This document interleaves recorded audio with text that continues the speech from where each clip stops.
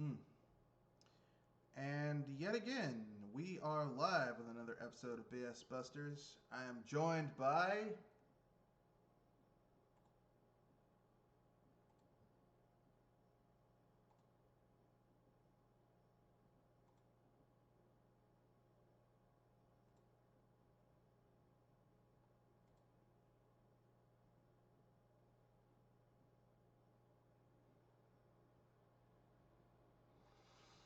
I mean, not really a weekend, just a kind of a.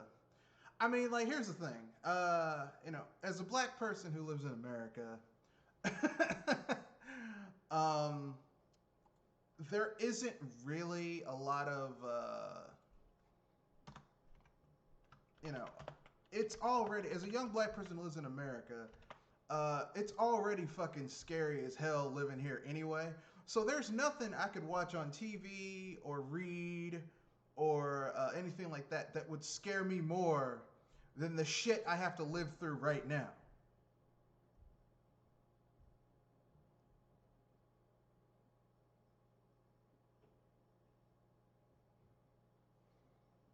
So yeah, yeah.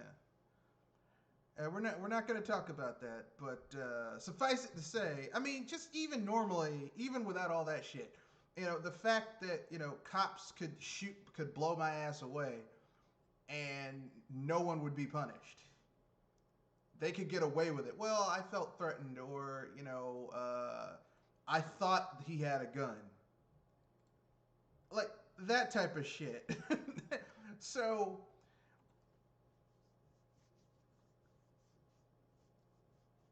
so whenever I go to the whenever I go to the movies and I see, especially young black people hollering and screaming because of scary shit on the TV screen, on the movie screen, I'm like, look, this is nothing. I wish all I had to deal with was a psychotic zombie killer or Michael Myers or Pinhead, but look, the basic shit I got to deal with just being on planet Earth is way more terrifying.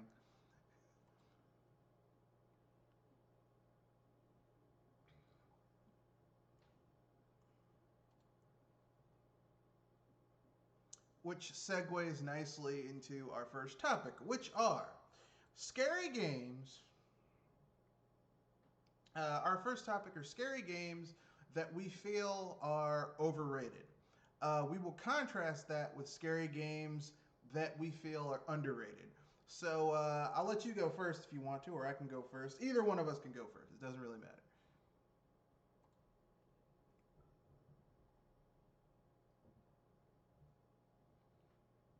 I agree.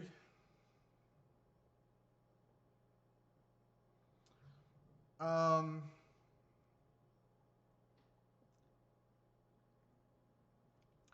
I would take it even further. I don't even think it's a subjective thing. I would say that Resident Evil was never scary. Like the only thing that was scary and guilt and the only thing that was scary and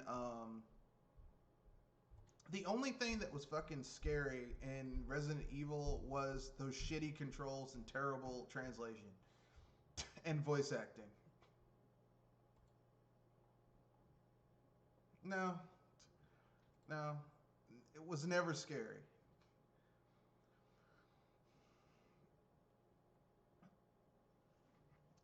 Yeah, I mean it was shit controls and terrible gameplay mechanics. Like, because I mean, at the end of the day, in Resident Evil, the whole point of Resident Evil is like the whole point of horror is that feeling of dread, is that there's this horrific thing happening and there's nothing you can do to stop it. That's what makes a horror film or horror so terrifying. Is like there's fucked up shit going on and there's nothing I can do to stop it. That's what makes it horrifying. Whereas in Resident Evil, you have guns. There's tons of shit you can do. You can run away. You can pull out a gun and shoot a motherfucker multiple times. Like Yeah, but there's things you can do to prevent that situation. You do not have that same thing going on with Resident Evil. With I mean, like you have things that you have methods of recourse for what's going on. So that bothers me when people are like, "Yeah, Resident Evil's scary." Really?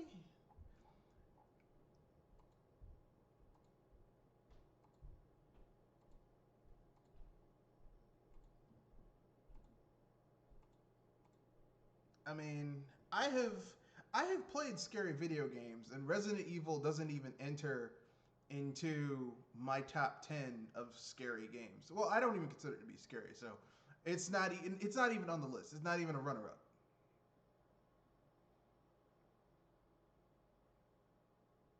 Um, so I guess it's my turn since you took one of mine. Um, I'll tell you a game that some people say is scary. I personally don't. Castlevania.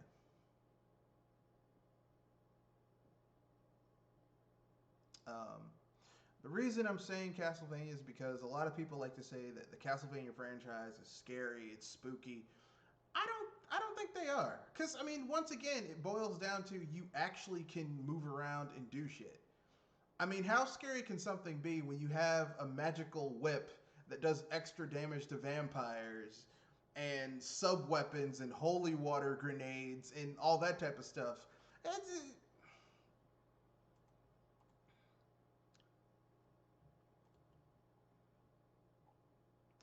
I mean, basically. I mean, I don't really consider it, oh man, that's scary. Not really.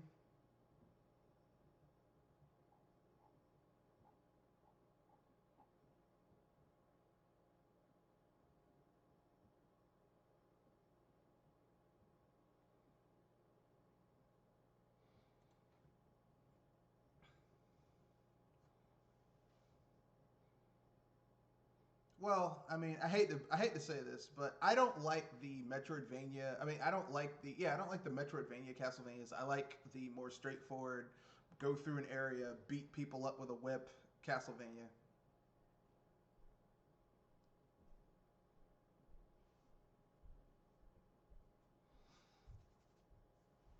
Yeah. I mean, like I said, those were. I mean, except for Castlevania Two, Simon's Revenge. The rest of those are, which kind of started to dip its toe into the Metroidvania type stuff, where it was more of an adventure game crossed with Castlevania. But the rest of them are just straightforward, level to level, beat up monsters. You know, as a vampire slayer, or in Castlevania 3 you could play as other characters after you rescued them or met them. But I'm a old school person. I like give me a guy with a whip, uh, uh, a boomerang that's shaped like a cross. I'm happy. Like I don't stop trying to make Castlevania into all this other shit. Okay, that's the problem with Castlevania is right now is that like you got these people who want it to be a Metroidvania, which requires a lot of resources, and then you've got the people who want it, who are like me, who want it to be old school like it used to be. Which I mean, you could make a $20 Castlevania game and make a lot of money if you kept your budget under control. So I don't know. Do you have another overrated horror video game franchise? It's just like this shit's not scary. I don't see why people are so over the moon about it.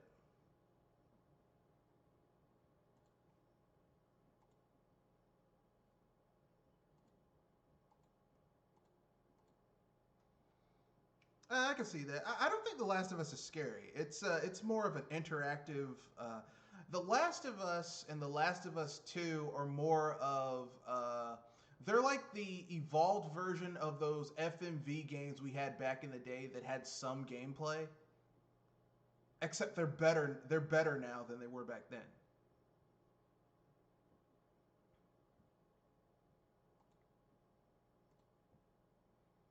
But I agree they aren't very good.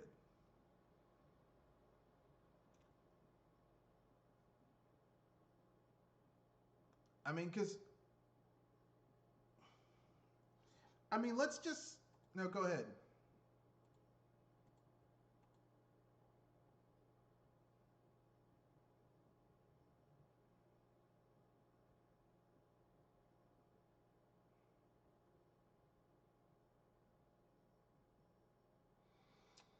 I mean, how can I put this? I'm not against. Um,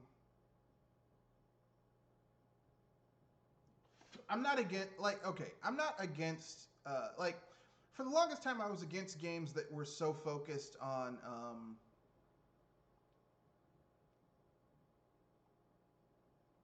Like games that are more like people are like it's like you're playing a movie. I don't want to play a movie, but I mean I'm not going to begrudge people who want to do that. You know what I mean?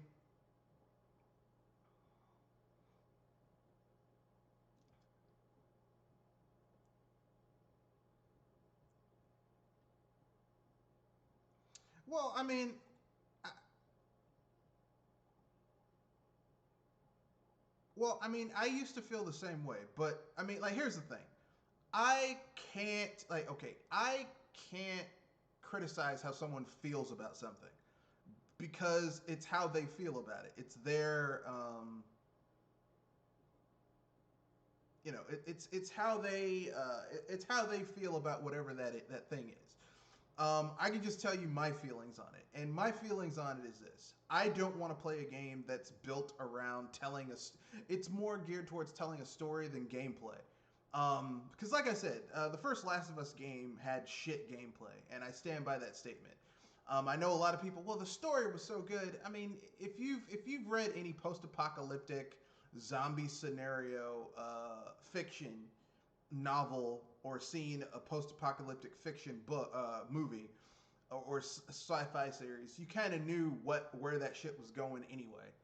Um, so I wasn't really like, oh, this is so surprising. I've never seen it before. Nah. But with that being said, um, I know there are people who enjoy that game. Or in games like that game, so I can't like be like, well, you shouldn't enjoy that just because I don't like it. But with that being said, I hate it.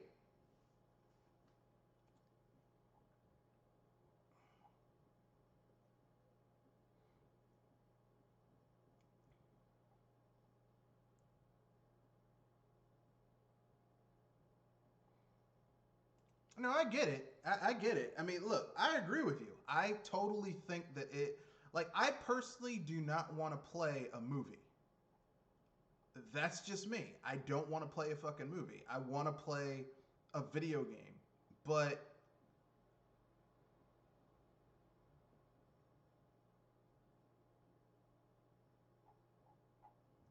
that's just my own personal opinion.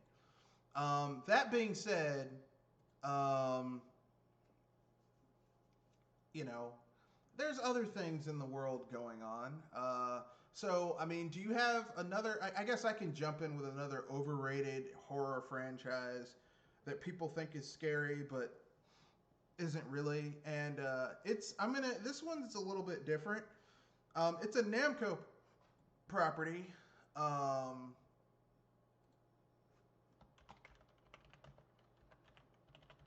I'm blanking on the name.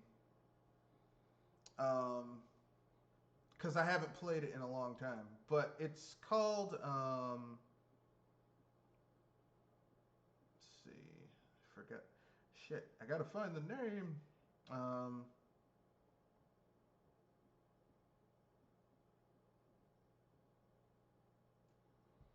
no, it's shit. I can't find the name. I know it was on the PC Engine. Um, oh well. Basically, it was essentially it was a knockoff of Friday the 13th. Like your main character, um,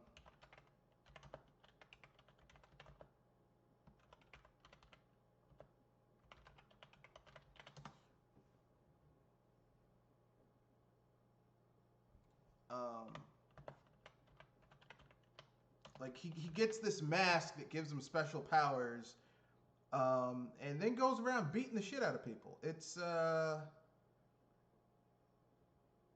kind of creepy. Um, but the whole point of the game is that the main character just, like you go through these levels, like you fight a poltergeist, you fight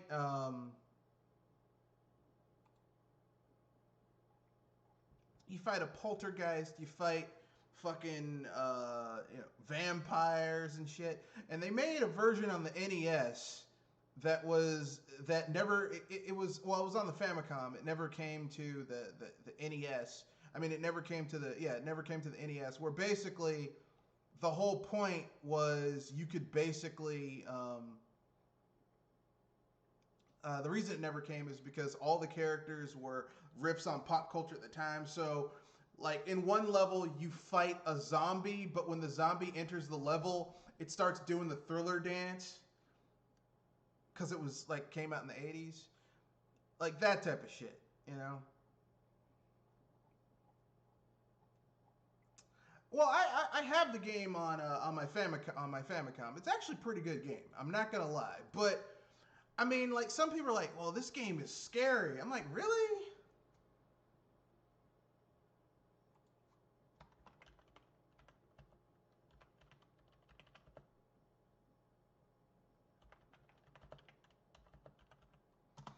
Well, now it's time for the Splatterhouse. That was the name of it. It was Splatterhouse.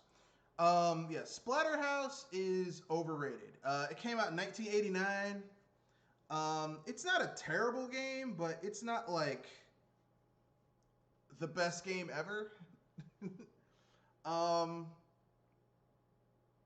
but I mean, some people say, "Oh, this is scary."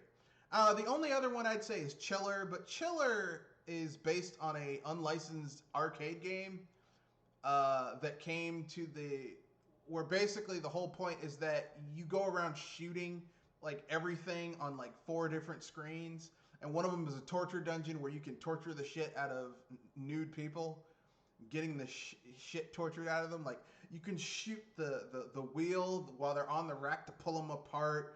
You can shoot the people on the thing, and it's like, this isn't really scary. It's just grotesque and gratuitously violent. Since we spent all this time talking about things that kind of suck, um,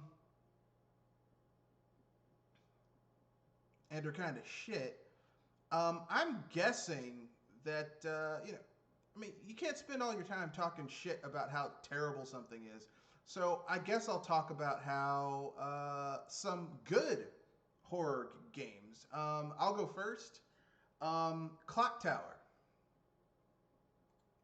on the SNES and the PS1. The Clock Tower series, the first game, I have it on the SNES, is basically, it's an adventure game where you play this little girl named Alice who has, like her parents died or something, and she comes to this old mansion where her aunt or uncle lives, and her aunt and uncle have like gone off and done something, but this mansion is really fucking creepy. And the thing that makes Clock Tower terrifying is just the fact that, like, it's like a standard adventure game where you have to go in a room, search for clues and items that you can use to combine in order to, trigger an event so that you can move forward in the game. But there's an antagonist who comes after your ass, and his name is Scissor Man, and he's this little humpback dwarf with this huge pair of scissors that if he catches you, he will either stab you through the chest or cut your head off.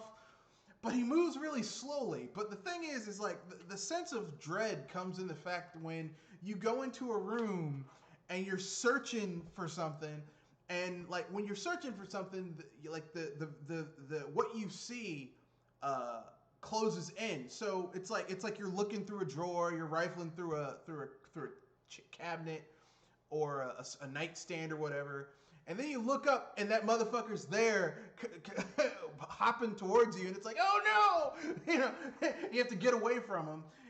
And the sense of, and the thing is that you have no way to attack him, so you're defenseless. All you can do is run away. I think that is one of the first horror games I played where I was like, oh, this is legitimately scary. Like legit scary. Your turn.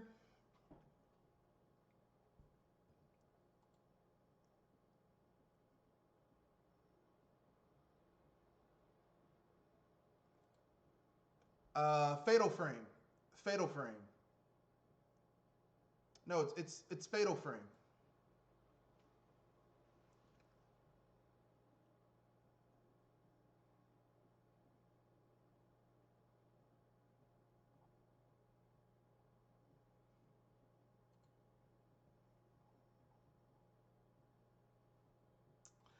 Yeah, I mean, Fatal Frame is. Uh, I mean, I can see where you would say that's an underrated horror series because there are some things in Fatal Frame where I'm kind of like, okay, yeah, that is kind of creepy. Um, I'll tell you another. Yeah, because it's got Japanese ghosts, and Japanese ghosts are way scarier than American ghosts, by and large. Like westernized American ghosts. Like Native American ghost stories are way scarier than like typical American shit. Which is why they're always like, yeah, um we're making what's really scary is what's really scary and is I mean that's why whenever they do horror things it's always, well, this was built on an Indian burial ground. It's like, why is it always Indian burial grounds? Like, I mean, seriously.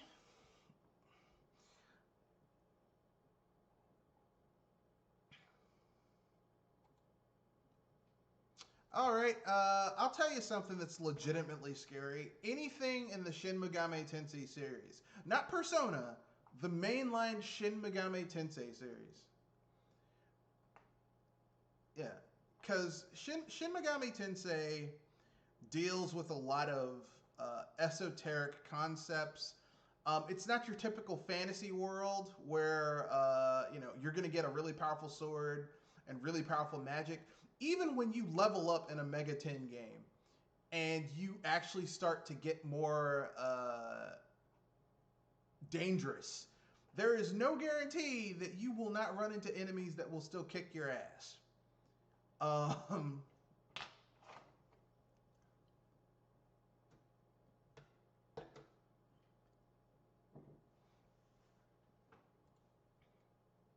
yeah. Shin Megami Tensei, that happens a lot in Mega 10 games. Like, I mean, you play a Mega 10 game and you're like, yeah, you reach that point in a Mega 10. Like, okay, I have the first Mega 10 on the well, it originally came out for the Super Famicom, but I have a translated version of it.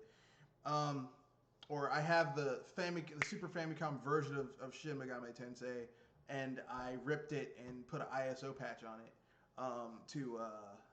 sorry, an ISP patch on it to play it in English. Same thing with Shin Megami Tensei 2. But like in Shin Megami Tensei 2, like your weapons are like baseball bats, handguns, machine guns, rifles, shotguns, and you're wandering around and like I mean the demons are terrifying, the humans are terrifying. Like what's going on with people? Like people get the shit murdered out of them. People are sacrificed. People are turned into demons. It's like, god damn, this shit's ridiculous. And that's legitimately scary. It's legitimately scary. There's always this sense of impending dread where something horrific is gonna happen. And it's great. I love it. There's like different factions. There's different factions, and you don't know like which faction is which. Like no faction is perfectly good. They all have their dirtiness going on. So you actually have to like um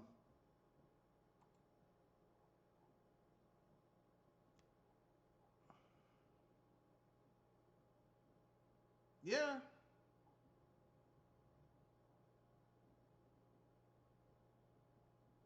So,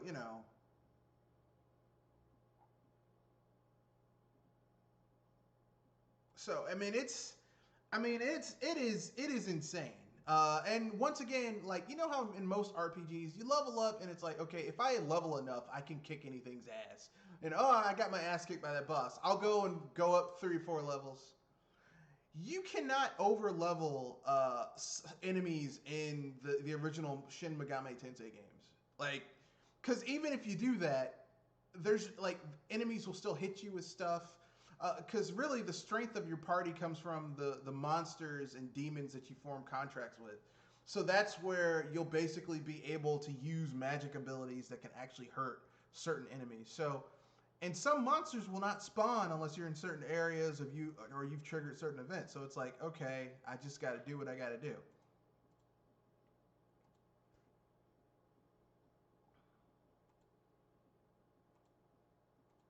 And Shin Megami Tensei,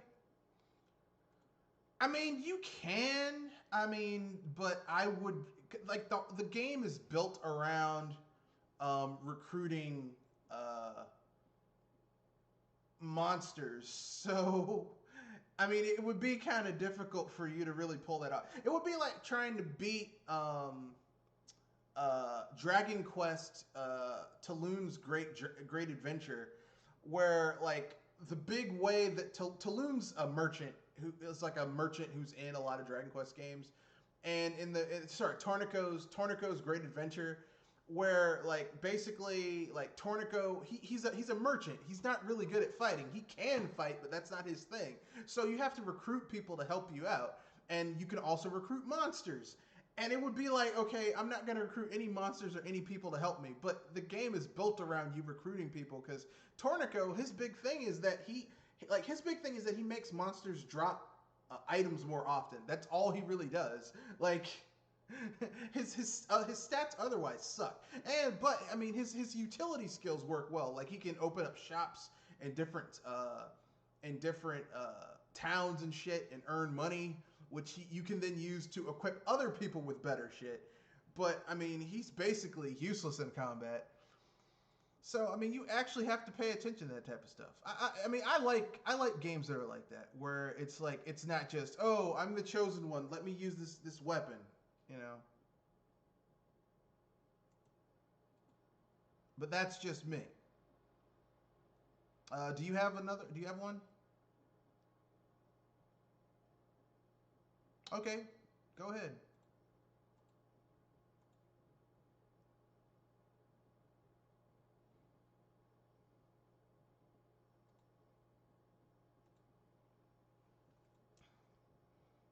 Okay.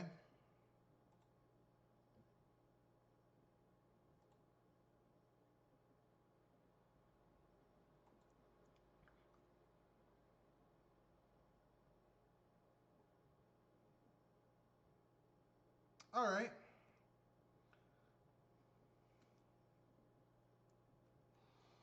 Yeah, but the real enemy in DayZ is other human players, and Among Us, it's the fact that you have someone picking you off instead of trying to do what you need to do so that all of you can survive.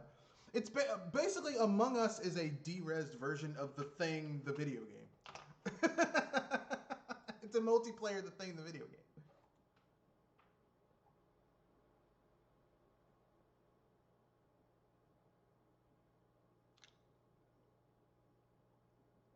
Yeah,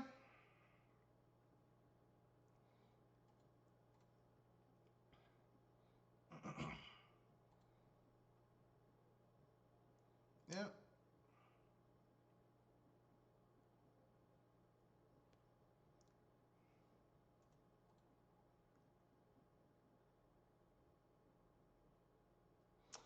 Yeah, I agree. I mean, it's one of the reasons that the one thing I hated when I was in college was group projects. I hated group projects. Not because I didn't want to work in a group, it's because inevitably there's going to be someone in your group who you're going to have to carry because you don't want to get a bad grade, or you don't want your grade getting you don't want points coming off your grade because some asshole refuses to to do their part.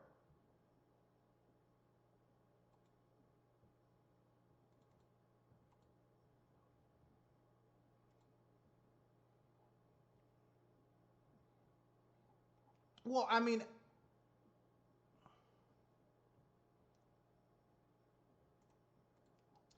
well, I mean, for me, like the thing that I hated in group projects when I was in college, and not so much when I when I was going for my master's, but in college, when people would just fucking just like, because when people are going for their masters, there's no bullshit. Like people just gotta like, you can't fuck around. People who go for their masters are not fucking around. But in college, there was always that one person who was like, okay, I'm gonna do this, but I'm not gonna pull my part. So they're still in that high school mentality. So you're sitting there having to like do their work because you don't want to crash. What I so basically what I found out was if I was in a class with people that I knew pulled their weight, I would partner up with them every time. I'm like, you're not gonna put me in a sling. Um,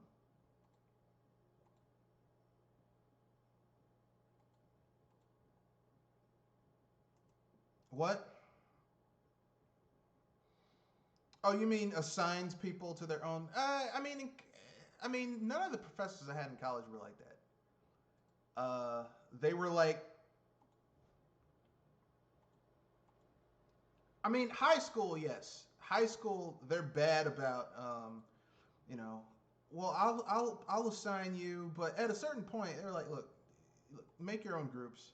As long as the work gets done, that's all we care about. And I prefer that versus someone, I'll assign your groups. No, because you're going to put an asshole in our group and it's going to drag us all down. And I don't like that. I don't like assholes in my groups. I don't like it. Not one bit. No, sir. I don't like it. I don't like it at all.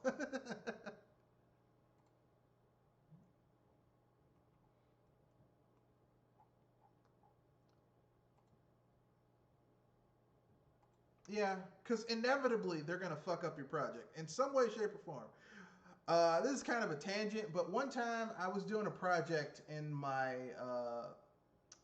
This wasn't even like our main.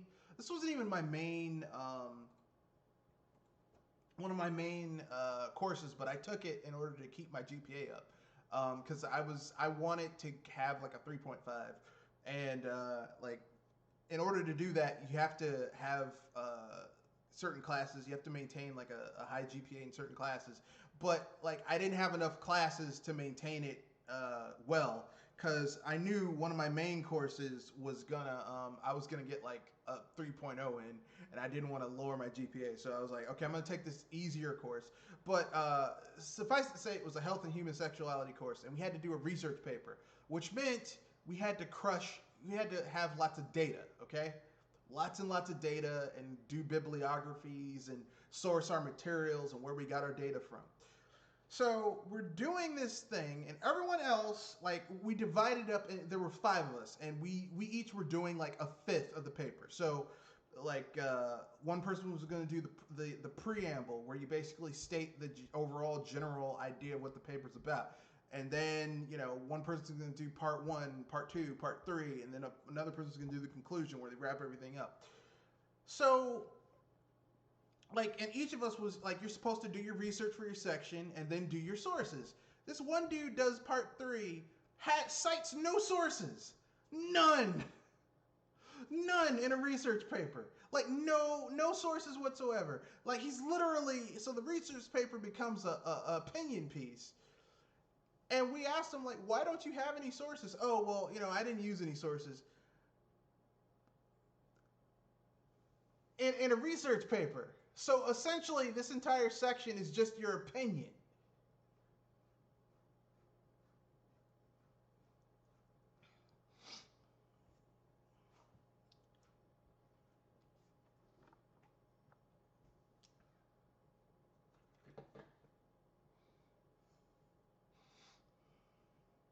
Yeah.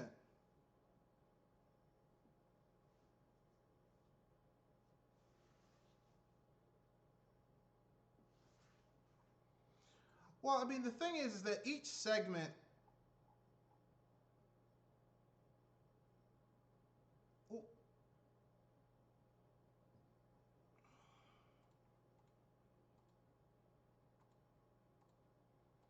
Exactly.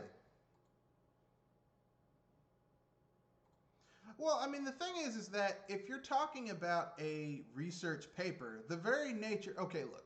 For those of you who don't know, there's basically in academia, there's three types of papers. Generally speaking, you'll have to do. There's essays, which I mean, they can be short form or long form essays. The shortest form essay you can do is a 5 paragraph essay. Okay, so basically, your 5 paragraph essay is your introduction, which basically introduces what you're going to talk about, what the purpose of this essay is, etc., etc. Then you have your body, where you go into what your topic is, why you're explaining it, what's it about, that type of thing. Not in depth because it's a short form essay, but a general idea. And then your conclusion, where you wrap up everything you said and everything comes together. Okay? No one, like, unless it's a research essay, which if you're doing a 5 paragraph research essay, you're not going to be able to go that in depth because by the very nature of it being 5 paragraphs, you're just not going to be able to go that in depth in it. Like basically, you're just giving someone an introduction to whatever that topic is. Then you're going to have to do long form essays, which is what most papers are in college, are long form essays when you're writing that, and that's where you're going to have 20, 25, 30 page essays. All right. It's basically a 5 paragraph essay on steroids because your introduction will be like 5 pages. Your body will be like 15, 20 pages. Your conclusion will be 5 pages. It's 8, 9, 10 pages.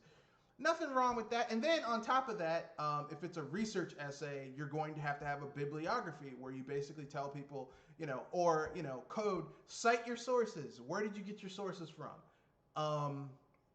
And there's different types of sources. There's like, typically speaking, for whatever topic you have, there is like there's the source of all sources for what that is. So let's say I was writing a book I was doing a research paper on the civil rights movement. Okay, my primary sources would be books written by people who directly participated in the civil rights movement.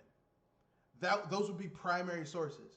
Like so, like if I'm like reading a book that was written by MLK Jr. or reading a book that was written by Medgar Evers, shit like that. Okay, those are primary sources. Okay, secondary sources would be a book written by someone who knew those people after the fact. That is that's a secondary source. A third party source is someone who knew people who knew those people. So, like someone who wrote a book like 30 years after those people died but didn't know any of them personally. That is a third person source.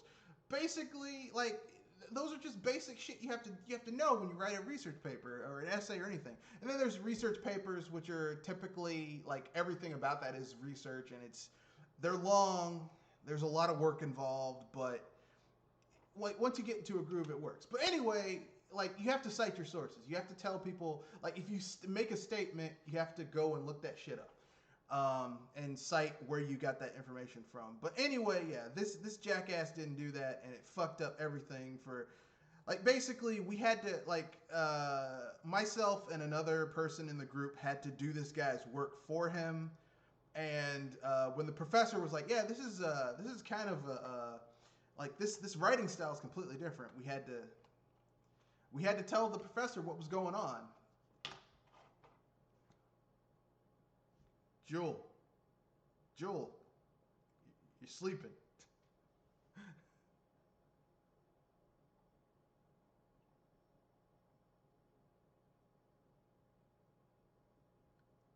It's okay. It's okay. Anyway, yeah. The real terrifying thing in those games is working with other people. Other people can screw you worse than zombies or, you know, anything else. Um, well, I got one more scary game that I think is legitimately scary versus, people just saying it's scary. Yeah, yeah. Um, and I'm gonna say it's Vampire the Masquerade.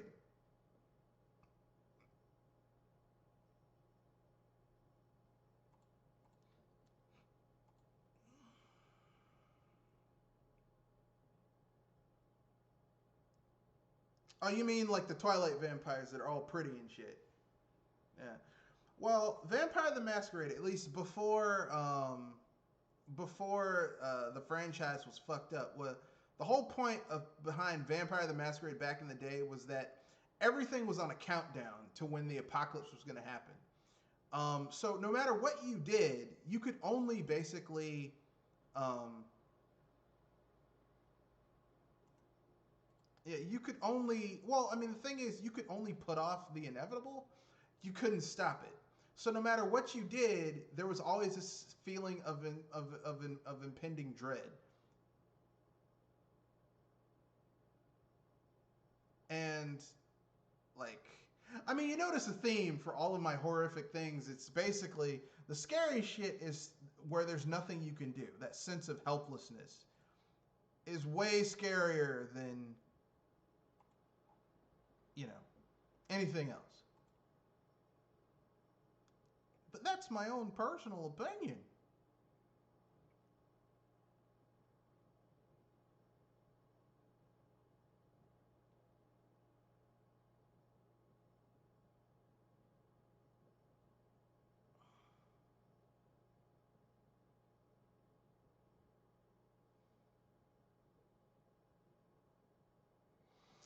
Yeah, so I guess it's time to talk about. Well, I mean, I was going to talk about what were your Halloween plans. So how was your Halloween?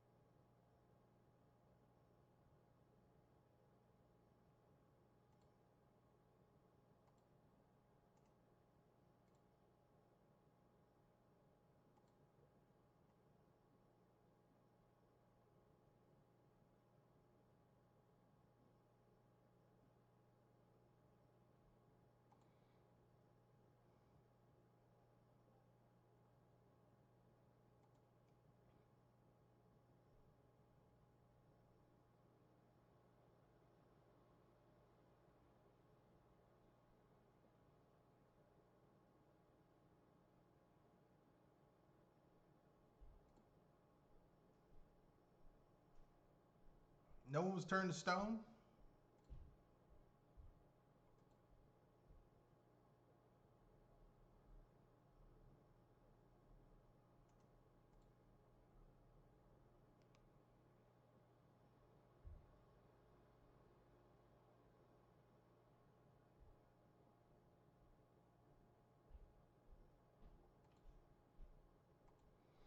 Yeah, it sounds like you have some dumbasses in your group. Nothing worse than a dumbass in a role playing group.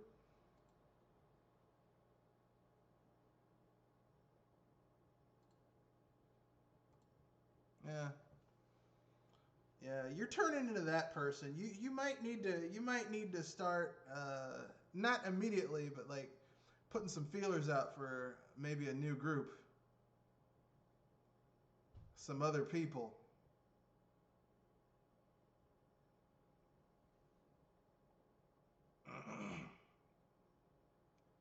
Yeah, you might need to. I mean, look, listen. You kind of have to. When you're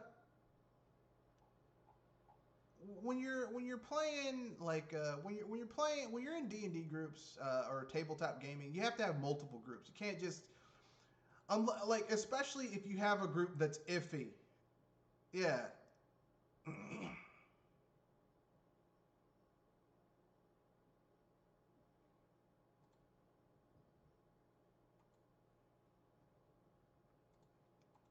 Well, I mean, the thing is that in D&D, the cool thing about tabletop gaming and the way it is now, even though with COVID shutting things down, is that with the power of the internet, you can basically through Discord have entire games without having to do jack or shit, which is great. Like you don't have to go to someone's house. The days of you having a huge gaming table where someone's Cheeto stained hands would get on your dice and you'd have to decontaminate them afterwards because they'd be covered with Cheeto dust. The days of people going to your bathroom and funking it up and not telling you. The days of that greedy bastard, you'd order pizza and they would eat like 8 slices of pizza, like half, like literally 2/3 of the pizza would be eaten by one person, are over.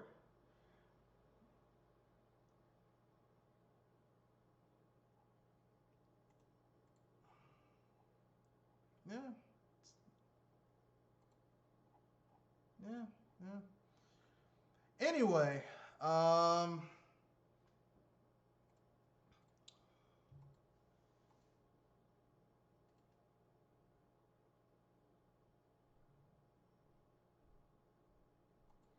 yeah, some people just don't really. I mean, it sounds like that dude that did that is Leroy Jenkins.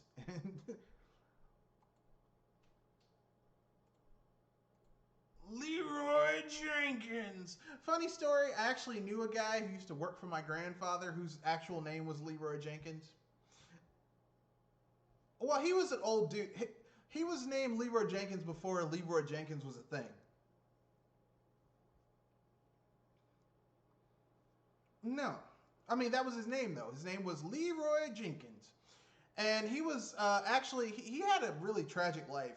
He got hooked on crack, and he used to have a family, a wife, kids, and a house. And he got hooked on crack and lost everything.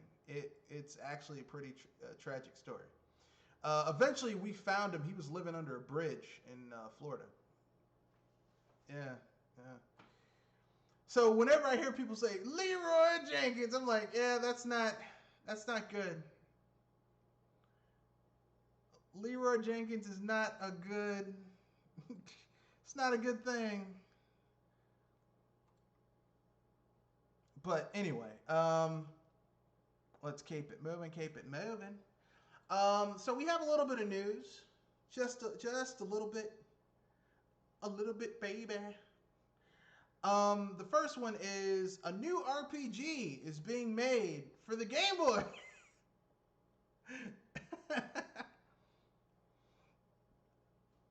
No, no, it's actually a game.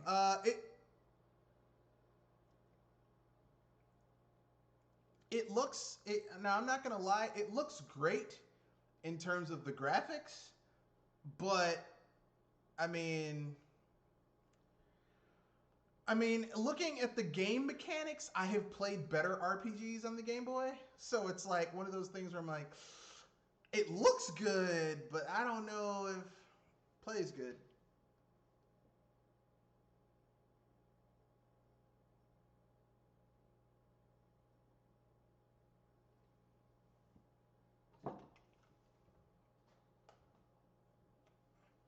I mean, it can be done. I just like the thing is this. When you have an 8-bit when you're making an 8-bit game, um you basically have to keep in mind that you're never going to win the war on graphics. You have to focus on content and gameplay mechanics over graphics. Um,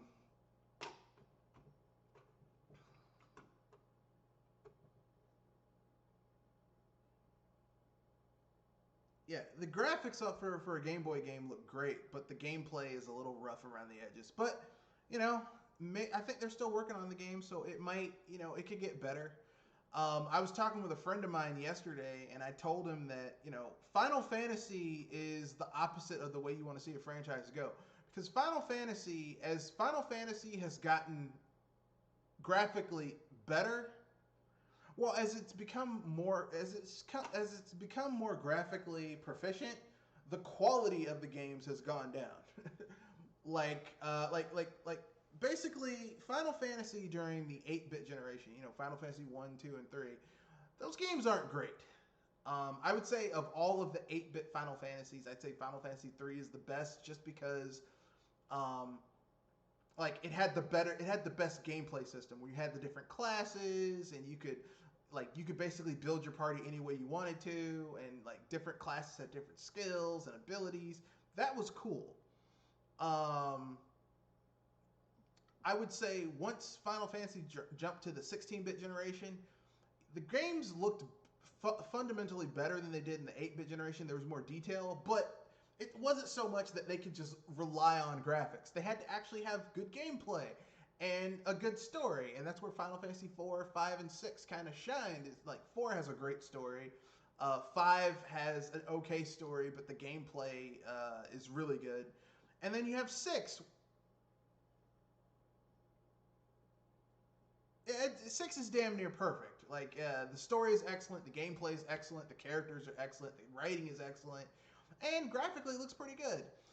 Then you go to the 5th generation with 7. 7 is not that good looking of a game. I think the story is a little on the simplistic side, and the writing isn't that great either. But it was in 3D, and people were like, "Oh wow, yeah, it's in 3D." But then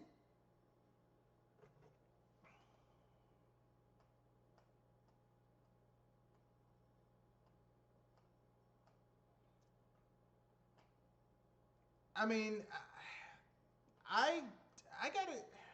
How can I put this? I think the battle system in 7 is only it's basically the same battle system you had in Final Fantasy 6, except except every character has an overdrive.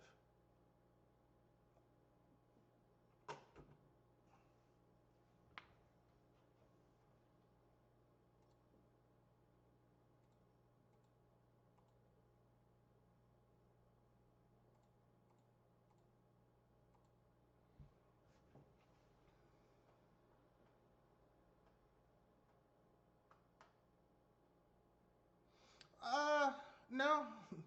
I I don't think it's upper version of 6. I think gameplay wise it's worse than 6, but graphically it's better than 6. But in terms of gameplay, because it doesn't add anything new.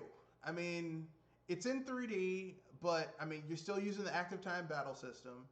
Um, you're still using Magicite in order to learn special abilities. Except it is cool how you can basically once you master Magicite, it splits, so you can basically give that split piece of Magicite that starts at level 1, so to someone else, and they can learn those spells as well. That's kind of cool. But aside from that, and every character has an overdrive, but some characters' overdrives are useless against certain types of enemies. Exactly. Whereas, Final Fantasy VI, every character could be useful in any situation if you equip them with the right shit. Even Gao, who special ability was basically his mimic ability, could be useful if you powered him up and leveled him up. Um, so, I mean, to me, the only upgrade that Final Fantasy VII had was that it was in 3D and it had a $200 million marketing budget. That's the only thing that it had. Because I mean, I've played those games side by side, back to back, and I can tell you right now, Like basically how I feel about the PS4 Pro, and I'm like, I don't see why people are hyped up about this console. I don't understand why anyone would be hyped up about Final Fantasy VII aside from the fact that they spent $200 million marketing that game. Because it's not because it's that good.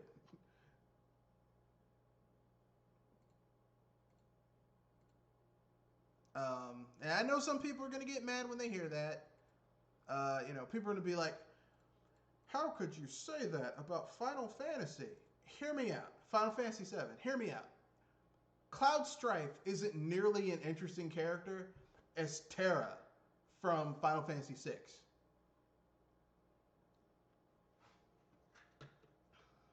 Okay.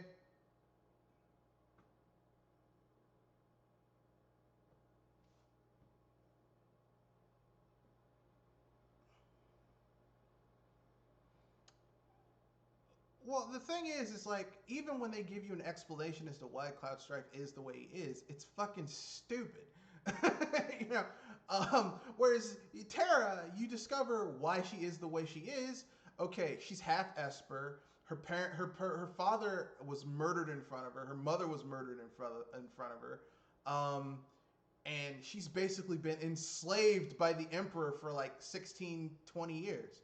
That is fucking terrifying. So when she finally is free of the mind control crown, she is not fucking around. Okay, so it's like, okay, yeah, this is an interesting character. This character has some shit that she has to work through. Okay, let's compare the other characters to each other. Barrett isn't all that interesting. What's his big thing? He has a gun hand and he curses a lot. And there's like his whole story is that he was friends with another guy. They tried to rebel against what was the name of that organization? They tried to rebel against Shinra. He thought his friend died, so he wound up adopting his friend's daughter. And like his friend didn't die. He's got a gun hand too. I mean, it's so stupid. I mean, it's just badly written. I'm sorry, it's trash. But then let's compare that to the other first side character you meet in Final Fantasy VI. Locke, the treasure hunter who's a thief. or the thief who wants to be a treasure hunter. It doesn't matter. Initially, it's like, oh, this is an Indiana Jones analog. It turns out he's trying to get this ultimate Phoenix potion in order to resurrect his girlfriend, who's in some type of stasis. It's like there's some stakes going on there. There's some shit going on there. But he also winds up kind of falling in love with Celeste or Chalice, the Rune Knight. you know.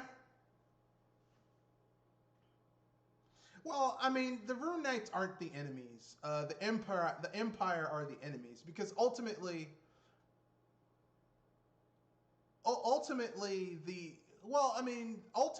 the Empire, the Empire created the main enemy of the game, but we'll get to that. So then you get to find. So let's look at the other characters. You got Tifa Lockhart, who, I mean, this bitch is so thirsty for Cloud Strife, it's not even funny. Um,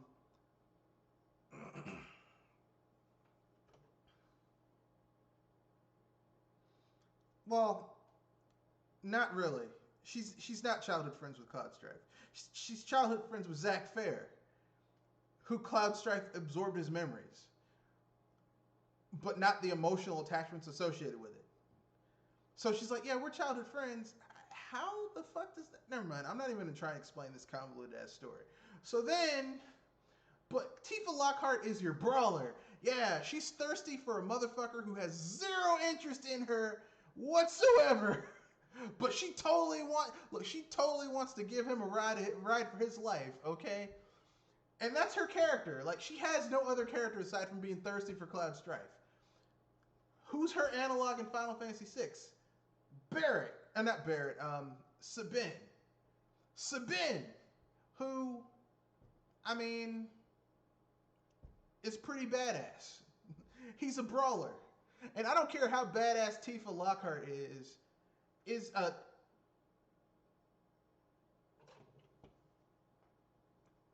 can she suplex a fucking train? That's what I was gonna say. Can she suplex a train? Can she do a Kamehameha? No? Okay then, shut up. Can she do a Fist of the North Star 100 crack fist? No? No, then I don't give a shit about Tifa Lockhart.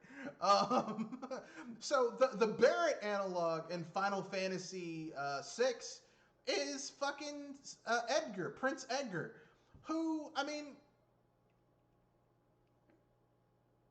which uses tools, which means he basically has guns, okay? He has guns, drills, buzz saws, and none of them use magic, which means basically if you find all of his tools, he can do insane amounts of damage.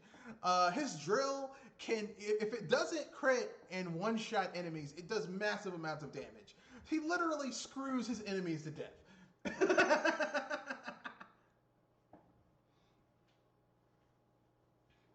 I mean, I don't care what you say about Barrett. He doesn't hold a candle to Barrett and Tifa don't hold a candle to Edgar and Sabine. But let's keep it going. Let's keep it going.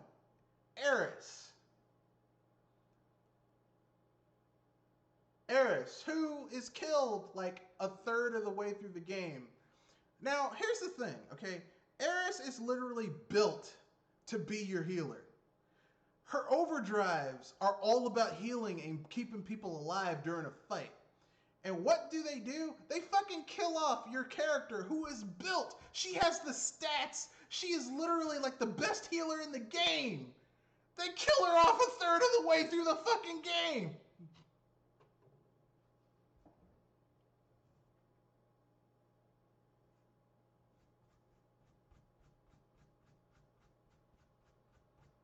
Yeah. Yeah. I mean, that's what I'm saying. Her overdrives are geared towards healing. Plus, she has stats that her stats make her the best at healing. She literally is the best healer in the fucking game, and they kill her a third of the way through the game. And here's the thing: yeah, people are like, "Well, you can make Cloud into a healer." Cloud is not built to be a healer, okay? He's very all around. Tifa is a brawler. Barrett has a ton of health, but his other stats kind of suck. Yeah, but he also has a ton of health, and he can tank pretty well too because he has so much fucking health. He's like Snorlax. His defense kind of sucks, but he has so much health. His health is a defense. Oh, that did 500 damage. Too bad I've got like 3,000. That's basically fair. It's like, that ain't shit. That's a scratch, motherfucker. Anyway, yeah. So you've got Eris, who's built to be your ultimate healer. And they kill her off a third of the way through the game. So you have no other character in your party whatsoever who can heal as well as she can. Throughout the rest of the game, you're stuck using half-ass healers. Yay.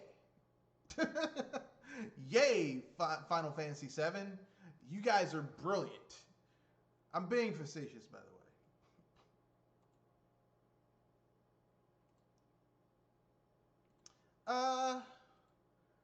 Well, you don't have any characters who are geared towards healing in Final Fantasy VI.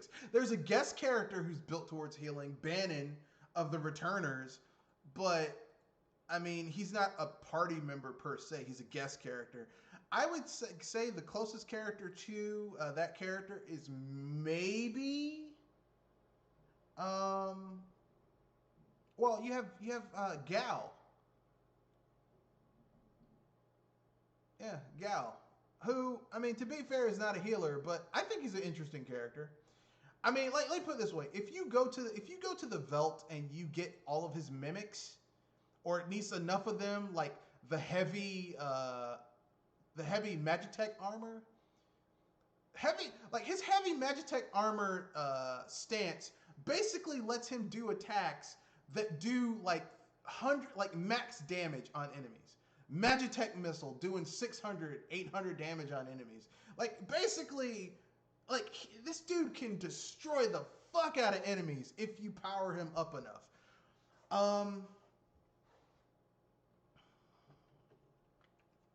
but it's worth it. You give him some jerky, he'll come back, and it's good. He kicks some ass. Give him some jerky, he's fine. Plus, he can go toe to toe with Sabin, who is arguably one of the best martial artists in the Final Fantasy series. He can go toe to toe with Sabin. The motherfucker who suplexes trains cannot land a blow on Gao. Think about that. All right.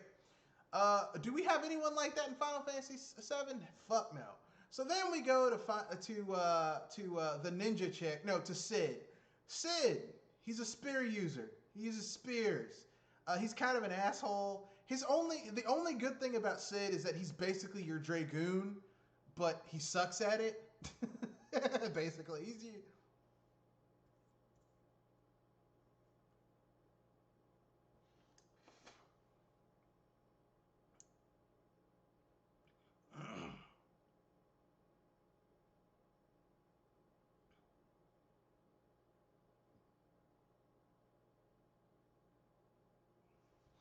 Yeah, that's his big thing. And okay, so let's look at his analog. Cyan. No contest. No. Cyan is the guy whose family is murdered by Kefka because he poisons the river. And he's like a badass samurai. He's the one that like basically you go to that train of the dead and he meets his dead wife and his son. Yeah. Cyan has overdrives. They're all based on sword techniques. So the longer you wait, the more powerful a sword technique he can use. It's pretty badass.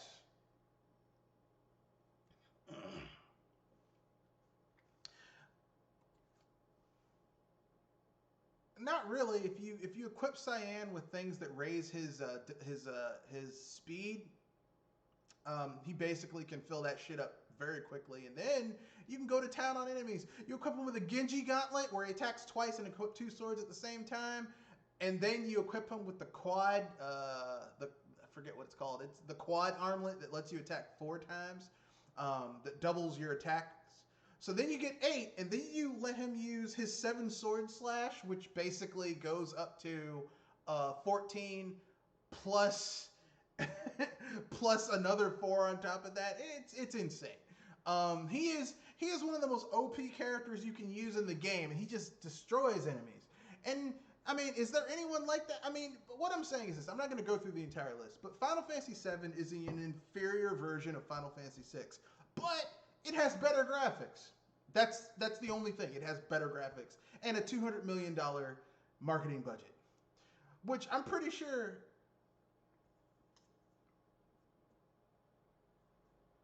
I mean, I'm pretty sure. I mean, I could go through the entire thing. I might one day do an entire podcast talking about how shit Final Fantasy VII really is, or in my opinion, it really is. But that's neither here nor there. My point still stands. Final Fantasy VII is overrated trash, and I will never stop saying that game is overrated trash. I'm pretty sure. Like, everyone's like, yeah, but, people thought it was a good game because of the $200 million marketing. I guarantee that if someone shit in a box and made it a nice box with glitter on it and a bow, and they spent $200 million marketing that box, people would buy it, okay? Because they spent $200 million marketing it. Yeah. Not that Final Fantasy VII is like the worst Final Fantasy game, but Final Fantasy, as the graphics have gotten better, the series has gotten worse. Like, Final Fantasy VIII graphically looks so much better than Final Fantasy VII, and yet it's somehow a worse RPG than Final Fantasy VII. And Final Fantasy VII, I'm not wild about. Like,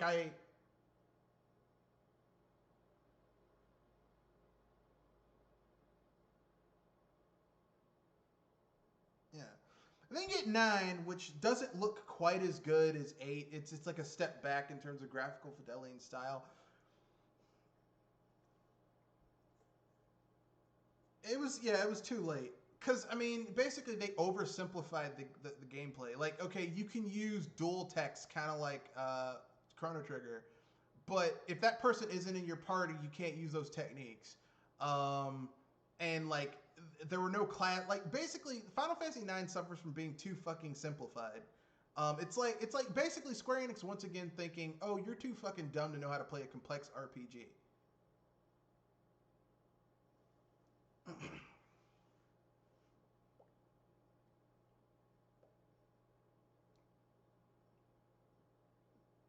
Yeah, I'm looking at you, Final Fantasy Legend, Mystic Quest. Sorry, Final Fantasy Mystic Quest, which isn't a Final Fantasy game. It's actually something else entirely. It's an overly simplified RPG built to cater to an audience that they feel was too ignorant to know how to play a complex RPG. So then we get to Final Fantasy X, which is actually a legitimately good RPG, but there's one majorly glaring.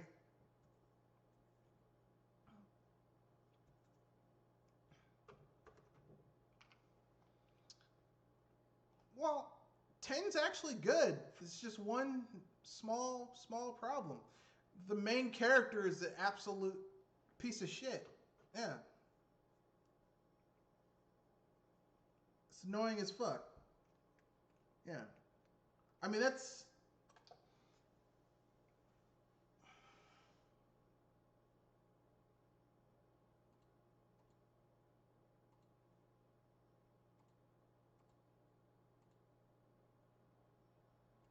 No.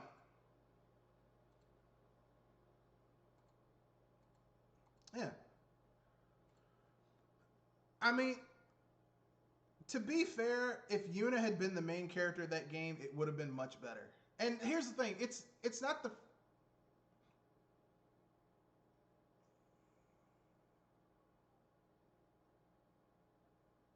Yeah. And not just that. Well, the thing is, this is how little they thought of their customers. Arguably, people's favorite Final Fantasy is Final Fantasy VI. Like, if you look at the list of favorite Final Fantasies, most of them will say six is at the top, is number one. Final Fantasy VI's main character is Terra. It's a female lead. So I mean, it's like they're like, you're too stupid. It's like, but we like. Here's the thing: people have nothing. Final Fantasy fans have nothing against a female lead. It just has to be well written. And Yuna is a well written lead character. And had she been the lead of Final Fantasy X, it would have been a great game. But they added Titus. Why, I have no fucking idea. And Titus is terrible. I mean, he is a terrible character. Yeah, yeah.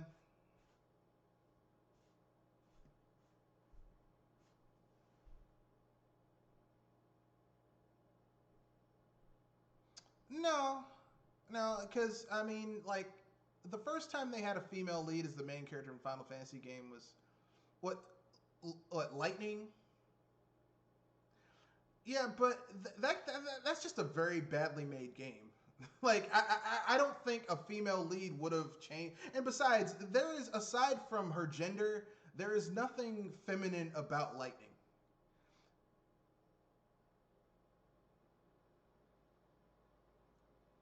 Yes, she may have breasts, she may have feminine secondary sexual characteristics, but she doesn't really. She's more like she's like Samus from Metroid. Samus doesn't really exude femininity.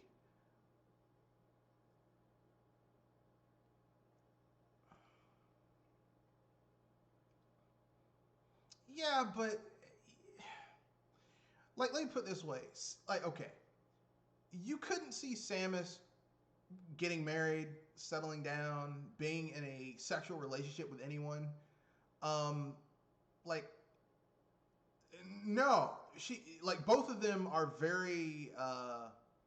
They're not butch, but it's like they're very asexual. That's what I'm saying. They're very asexual. It's like yeah. There's nothing really like okay. Let me put it this way: Samus is not gonna wear a skimpy suit to go on a date. It's just not gonna happen. She's like, she ain't got time for that shit. Okay? She's like, look, I gotta find pirates to kill. Okay? Like she's very like, I got shit to do and it don't involve your ass. Okay? Um, And Lightning,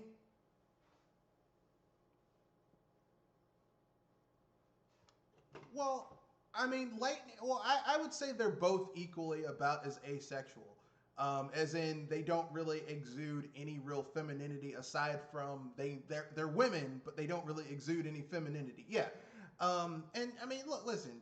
You know, that's my. I mean, I think they're about equal. The difference is that there's only been like, uh, arguably, I would say there's only been one really bad Metroid game. There has been two really bad Final Fantasy games with Lightning as the main character. So, well, she wasn't in Final Fantasy 13 too. Like she wasn't a playable character. She wasn't in that game. But Final Fantasy 13, the first one, Final Fantasy 13 3, aka Lightning Returns, those are terrible games. They're trash.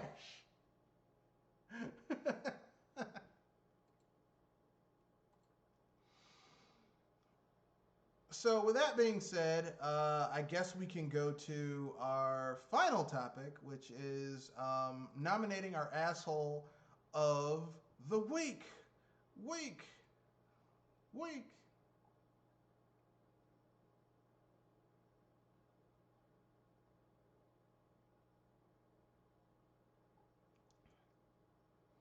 I mean that. I mean, you could argue that. My nomination for asshole of the week is the CEO, who he since apologized, but the fact that he would go out there and say this the co-CEO Adam Kaczynski said in an investor call that crunch is not that bad, and that most of the studio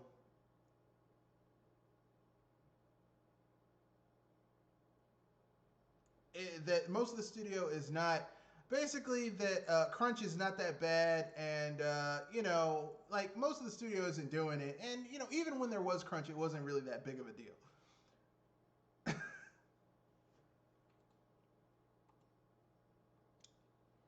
Now,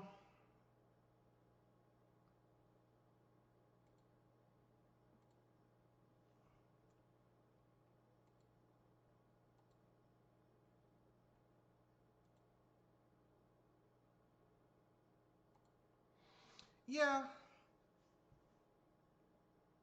like I mean, personally, like I said, I like the reason I'm gonna say that I nominated this guy as my asshole of the week is because it is offensive to tell your workers that basically forcing them to work, um, you know, more than like. Let me put it this way: in a world where people are making above the minimum wage, with salaried workers, okay, where salaried workers have to work more than 40 hours a week on any project, that is or even not even wage workers, if you have to work more than 40 hours in order to get something out, either people weren't doing their job before they had to crunch that, or you're not managing people's time properly. I said this in a previous podcast. CD Projekt Red should be hiring extra programmers to get this shit out, not getting the programmers they have to work, 12-hour days. Because I've worked 14-hour days, 12 to 14-hour days. And let me tell you something, it's not fun.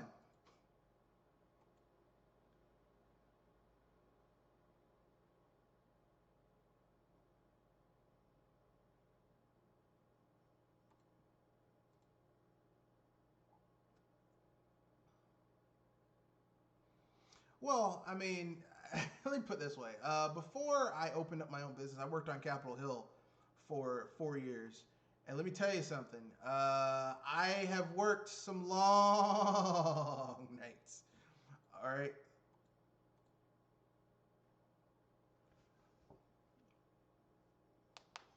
Well, I mean, it's not only that. It's just like these people. It's like people just want to grind you into dust in order to get a project out. And look, I understand. CD Projekt Red needs to get this game out. This is their big, like the last big game they had was The Witcher 3, and The Witcher 3 came out. Let me look this up because I don't want to be. I don't want to make you know, Witcher 3. Witcher The Witcher 3 came out in 2015. It came out in 2015. Yeah, you said I thought you said 2013. Sorry, but it came out in 2015. It began development in 2011. So basically, its development was 3.5 years. Okay, that's a pretty good turnover. Okay, 3.5 years, made a game that sold a lot, made a lot of money. They the they published it themselves. Basically, this game catapulted CD Projekt Red from being a single A studio into a double A, bordering triple A studio. All right, and they aren't owned by anyone else. So you know that's pretty respectable. But here's the thing, okay? I understand they need to get this shit out. I understand they need to get this game made. I get it. I totally get it. But here's the thing, okay?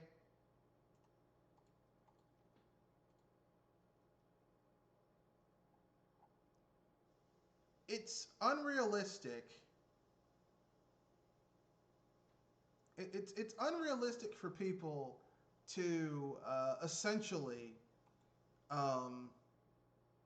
like these people know what goes into making a game. And in Cyberpunk 2077 is, I mean, they're using the same engine as they did for The Witcher, and it's smaller than The Witcher 3.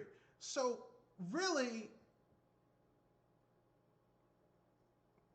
well, I mean, it's because they're trying to get it to come out at the same time for all these other platforms. They want it to come out at the same time for the PS4, the PS5, the Xbox One, the Xbox One X, the PC, different versions for the PC. So that's like 4 different SKUs on one platform.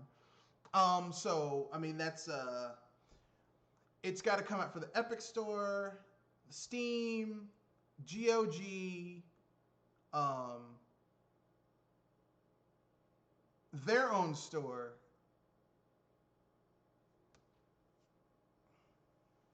Yeah.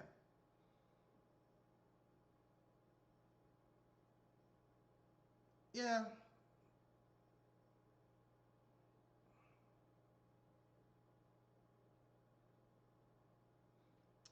Well, I mean, because there's 2 SKUs for both the current gen and the next gen.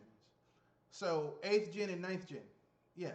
So that's 4 SKUs for Xbox and Sony, 2 apiece. Then there's four SKUs for PC. That I mean that is ridiculous.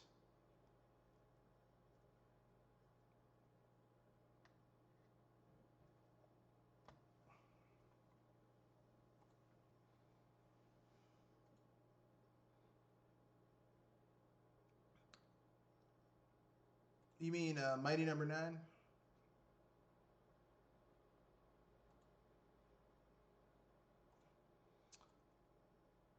I mean, I mean, I've said this before. Mighty Number Nine, within and of itself, is not that bad of a game. It's mediocre. It's like a C. Okay. Um. Yeah.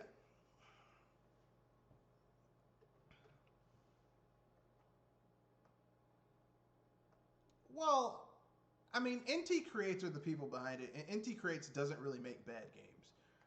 They were not paid to finish that game because the money ran out before they were finished making that game. So they had to basically, on their own dime, finish that game. So, like basically, it's the equivalent of let's say let's say you work at a company and you have to get a project out and the money runs out 2/3 of the way through, and then like the company forces you to come in and work on the shit, but you're not getting paid for it. Like, how much effort are you really going to put into something you're not getting paid to do?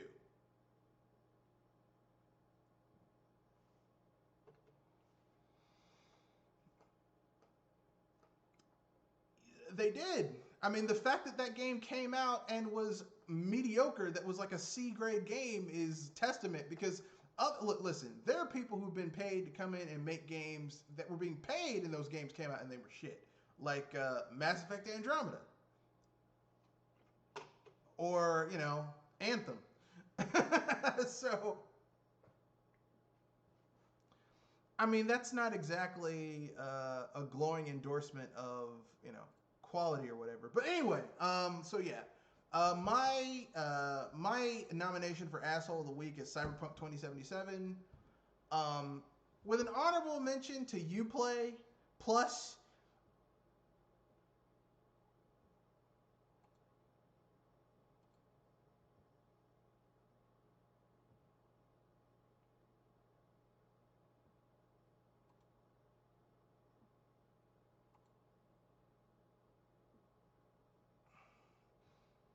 Well, the reason I'm saying that it's basically like kind of like it's an honorable mention. Well, the reason I'm giving an honorable mention is because right now Ubisoft is like someone who got caught. Ubisoft is like a dude who got caught doing something so fucked up that it's like people aren't gonna forget that shit anytime soon. And people like it's not even Ubisoft so much, but people who keep on hyping up their games. Phoenix and the Legend of the Immortals looks awesome. Watch Dogs 3 looks awesome. The new Assassin's Creed Valhalla looks awesome. Yeah, but people were being sexually assaulted and drugged at their business. So like I don't care how awesome the shit looks. It's kind of like if you went to a restaurant where the food came out to the table looking awesome, but then you look in the kitchen and there's roaches and rats all around there. It's like I don't care how good the food looks. There's roaches and rats in there, man.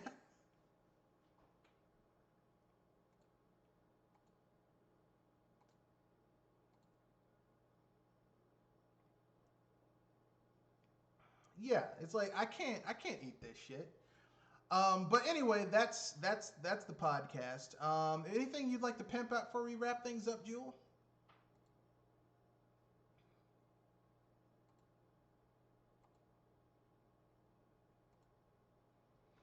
All right.